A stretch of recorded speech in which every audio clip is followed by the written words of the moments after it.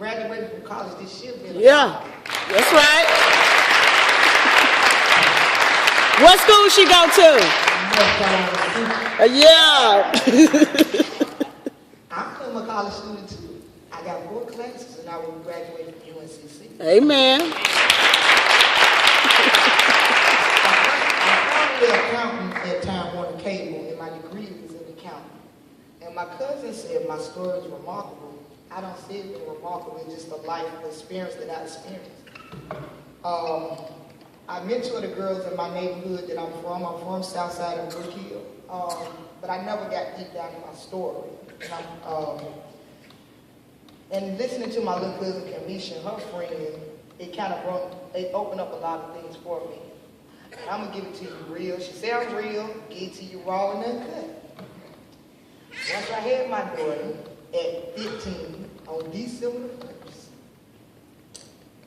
I didn't have no job. And like my mom, she did what she needed to do to take care of my child. But I was 15, I can't work. I have child care resources at the time, they went on my mom's income, and I was denied. No AFDC at the time because my mom's income was overseas the qualification, I was denied. Only thing I got was Medicaid for my daughter. I couldn't get Medicaid for me. And I sat there and think, I said, what is you gonna do? I always got a master plan going on. And you don't sit up and have this baby at 15. Now what are you gonna do? I don't know. So I'm in high school with my baby daddy, not claiming my daughter.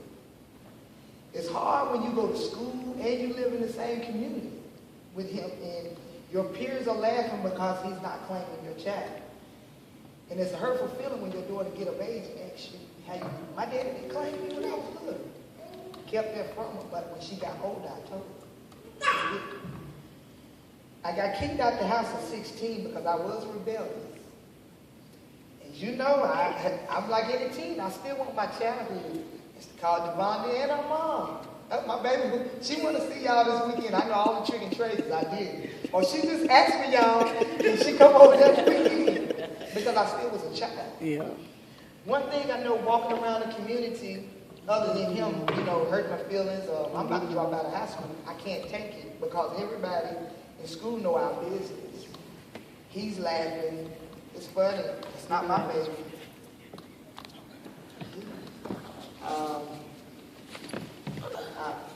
I got involved with a guy named Mike.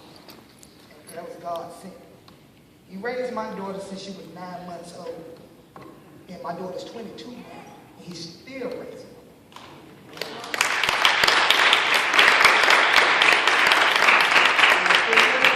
She didn't know what a daddy is.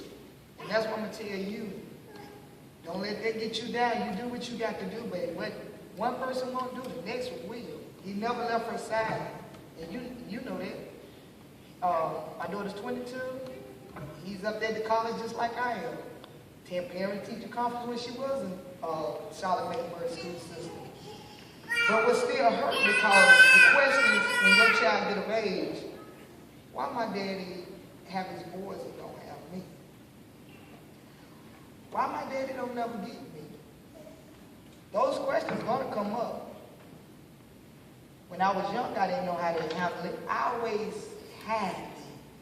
As you can tell, if you can handle your pregnancy for 7 months, I did a good job. But the hurting thing was to go to the doctor and they said I was positive. I was pregnant. They could tell by my urine I was too far gone. To see the tears run from my mother's eyes hurt me more than anything. Because my mom knew I was great in sports. I loved track. And I didn't get to run track in the 7th grade because I had a surgery. I had appendicitis. Couldn't run that year. And in 8th grade, I couldn't run because I got shot in the foot by my boyfriend. So 9th grade year, I got to make it happen. Like I said, I got scouted for AAU for basketball and I ran track. And I was pretty running track. Still one of the fastest girls running, but I was pretty. I would fall out. I fell out a couple times. They said, Kendra, what's wrong? I don't know. It's just probably it's hot out here. But I knew what was going on. But that's because I loved it so much, I couldn't give it up. I was in the 9th grade. So once I got to the 10th grade, I got discriminated. I had my daughter in the 10th grade, 15. I got discriminated. I went to Malice Park High School. The coach seen me playing basketball. He said, I think she's a good person to go out for basketball. The coach said, no, she has a baby. I told my mom, and I cried. My mom came to school, and I gave up on basketball, and I gave up on track. Don't never give up on your dreams. Nobody, but I did. But as I got older, I got a child that's looking up at me. My child is running with her friends. Said, Mom, you know you're the youngest mom in PTA. I'm like 21. My daughter's already in school.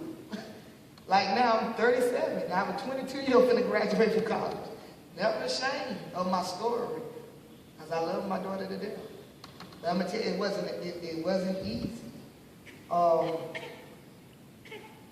I got serious when I turned about 27, because I know my daughter's looking at me as a role model. So it's time for me to get myself together. So I got a good job at First Union. Still, it wasn't enough, because I sat up there once again, gave it one of my dreams. I got accepted to St. Augustine when I was at Malice Park. And my mom said, Ken, I'll keep the baby while you go off to school. I said, no, because I got to be here for my daughter. Another mistake I made. We think about right now, we don't think about the future. One thing I regret is not going to school then. I have a mortgage. I got a house. I got my daughter out the hood because I didn't want her to experience the things that I went through. So I bought a house, give her the family things in life. I didn't spoil it. I made her earn everything that I gave her. Still, I wasn't. Something ain't right. I'm not where I want to be. Still, at 37, I'm not where I want to be. I finished these 4 classes. I'll be where I want to be. It's a long struggle. I went to CP, got my 2-year associates, then I went to UNC. That's where I'm at now. I tell anybody, do it while you're young. But when you got responsibilities, you have to work. I have sick parents, sick grandparents. It's kind of hard. I supposed to have finished school about 2 years ago, but I haven't. I regret that I didn't take advantage of it while I was young. But don't get me wrong, it's never too late. And if you have a kid now, it's not the end.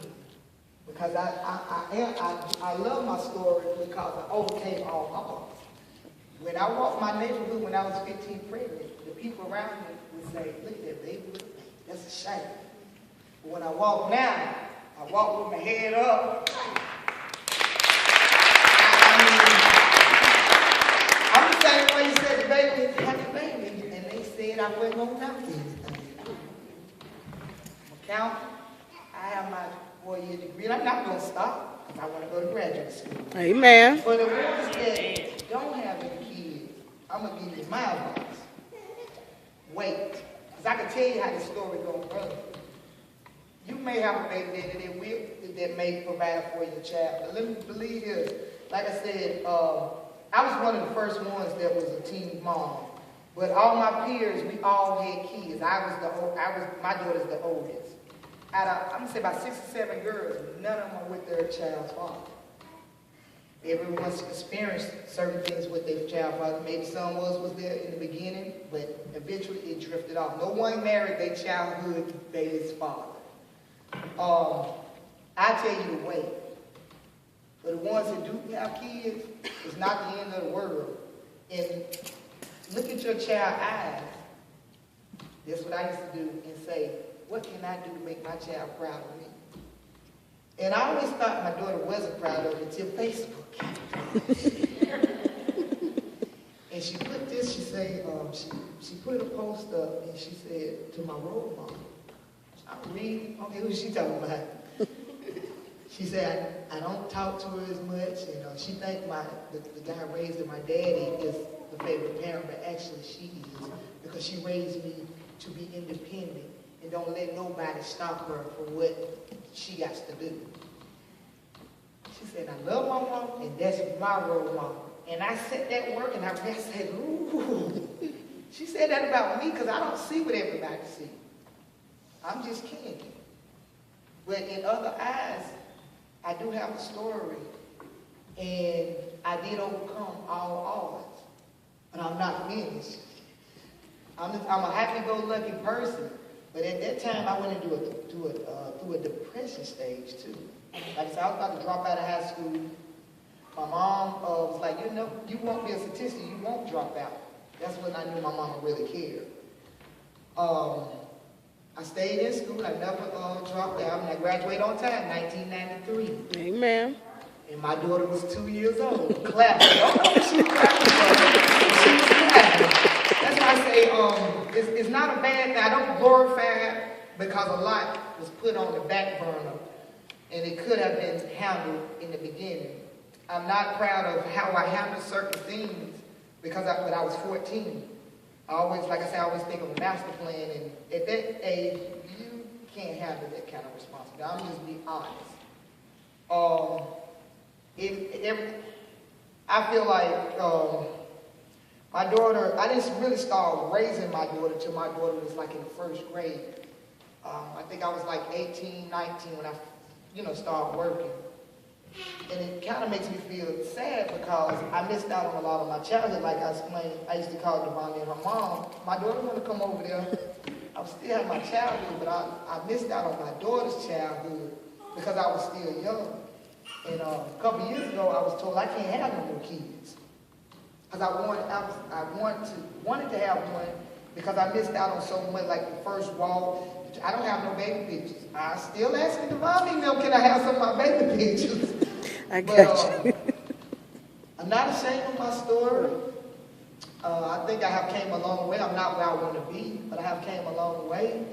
And it's not all peaches and creams, but you have to stay strong.